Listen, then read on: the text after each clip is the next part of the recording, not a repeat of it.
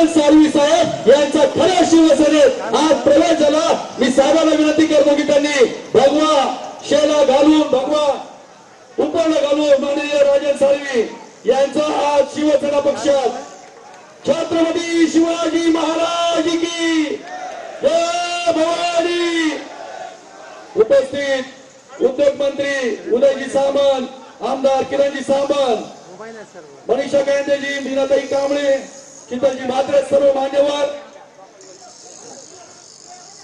आणि खऱ्या अर्थानं